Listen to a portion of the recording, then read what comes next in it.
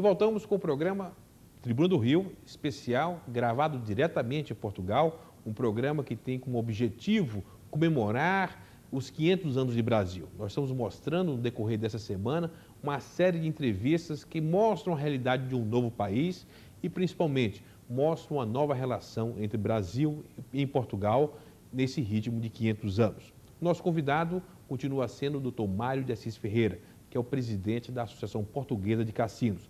Nesse bloco, ele fala sobre o modelo português para o jogo e, principalmente, dos benefícios diretos que isso traz para a indústria do turismo.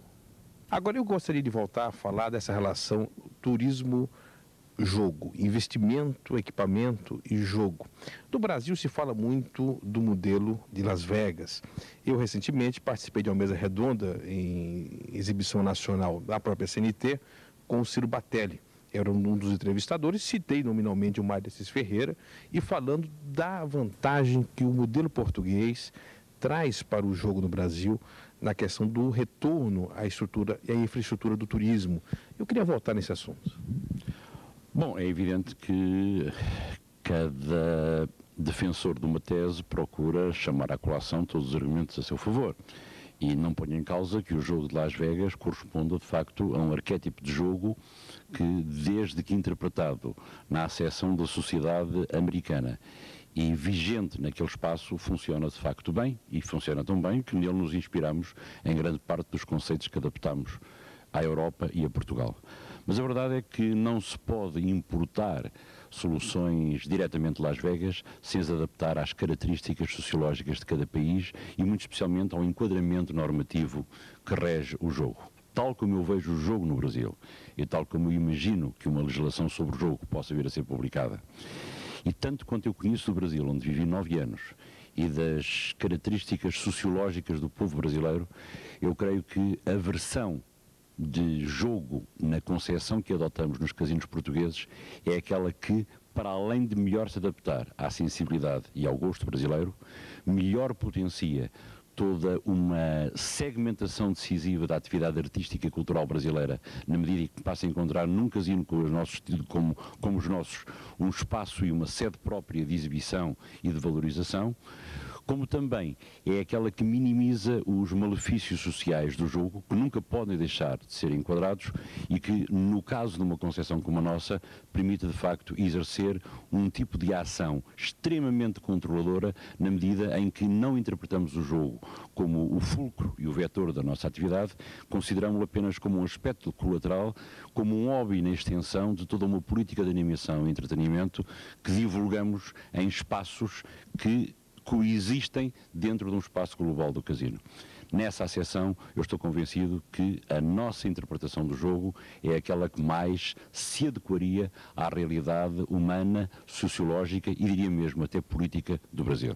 Agora, no critério português, a questão regional pesa muito. Exemplo, nós temos na Grande Lisboa o Cassino do Estoril, nós temos na Figueira da Foz, nós temos outro cassino próximo em Troia, porque o Mário de Assis Ferreira, é importante lembrar ao telespectador, ele também é presidente da associação que reúne os cassinos de Portugal. Quer dizer, ele não fala apenas em nome do Cassino do Estoril, mas em nome dos cassinos de todo o país.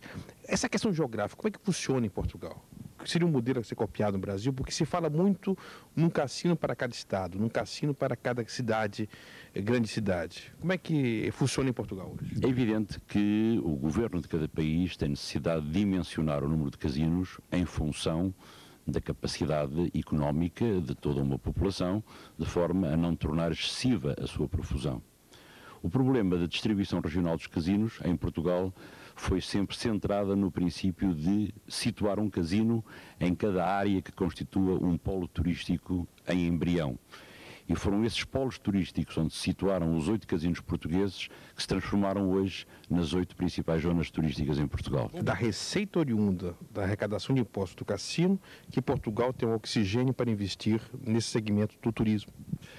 Exatamente, e diria até isso numa dupla acessão. Primeiro, as tributações pagas pelos casinos portugueses são provavelmente as mais altas do mundo. Além das contrapartidas iniciais, traduzem-se em média em 50% da receita bruta, de onde o Estado tem uma fonte de recursos permanente para reinjetar no segmento turístico com especial cuidado nas zonas de influência dos casinos. Segundo, os próprios casinos, da quantitativo de receita que lhes fica disponível depois da tributação, são obrigados, ou por convicção, têm que desenvolver um conjunto de atividades de promoção turística que os transformam eles próprios, à custa dos seus próprios encargos e dos seus próprios meios, em grandes agentes de promoção e animação turística, quer na região, quer no próprio país. Você citaria, Mário, levar essa experiência, através da Associação de Cassinos, aos hoteleiros brasileiros, aos deputados brasileiros, numa exposição a ser feita em Brasília, como convidado o Maurício do Vale?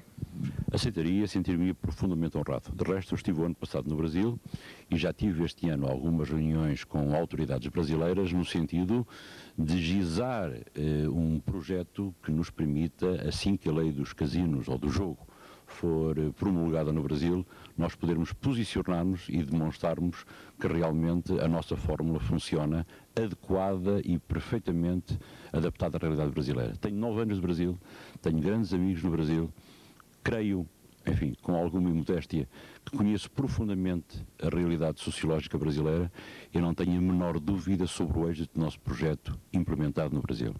E é isso que me refere, e essa hipótese de encontro em Brasília é obviamente para mim aliciante, será para mim uma honra, e será uma honra para mim poder demonstrar quais as vantagens que oferecemos e, sobretudo, ter aqui no Casino de Estoril e também no norte de Portugal, no Casino da Póvoa, a prova viva daquilo que um casino pode proporcionar em relação a uma política e uma estratégia de turismo de um país.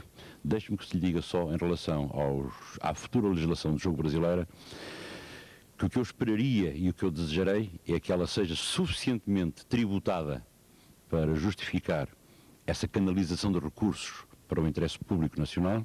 Ou seja, vamos repetir, porque eu faço questão de... eu acho que é a primeira vez que alguém tem a coragem de falar as coisas que o Mário de Assis está falando na televisão, nem na nossa entrevista anterior. Vamos repetir. Você deseja que seja suficientemente tributado, ou seja, que o tributo realmente siga grande, como é em Portugal, 50%, exatamente. Não os 3%, 4% que existem em Las Vegas. Não, isso são meras atitudes especulativas e são formas de fomentar atividades de casinos que não têm nada a ver com promoção turística. Não, eu espero que ela seja significativamente tributada, talvez não tanto como Portugal, mas em termos próximos dos de Portugal, e espero também que desapareça, se me permite, esse tipo de paradoxo que existe eventualmente disseminado em alguns segmentos da população brasileira, de que um casino é uma fonte inevitável de malefícios sociais. E que, com base nessa reformulação conceptual dos casinos, seja permitido que os casinos possam funcionar não em áreas muito distantes das cidades, mas em áreas próximas das cidades ou mesmo inseridas nas cidades. E explico porquê. Um casino, para desenvolver uma atividade social e promocional adequada, tem que ter um volume de receitas e tem que ter uma escala de grandeza que lhe permita, para além do lucro mínimo que tem que realizar, investir fortemente na atividade artística e promocional. Isso representa prejuízo, ou melhor, significa custo, significa investimento, que depois é recuperado nas áreas de jogo. Se, em nome de uma pretensa hipocrisia, se pretendesse que os casinos se situassem, por exemplo, no Brasil, a 50 ou 60 km dos grandes centros urbanos, eles nunca deixarão de ser salas de jogos com serviços anexos, porque nunca terão a escala nem a dimensão adequada a poderem investir em animação, em turismo, em cultura, em arte e em espetáculo, algo que seja significativo para promover uma região e um determinado segmento de atividade. Chegamos ao fim de mais um programa Tribuna do Rio pela Rede CNT de televisão. Amanhã estaremos de volta conversando com o embaixador Dário de Castro Alves, viúvo da escritura de Inácio Silveira de Queiroz, embaixador de carreira do Itamaraty, hoje aposentado e vivendo em Portugal, país onde ele desempenha uma importante função na reaproximação luso-brasileira.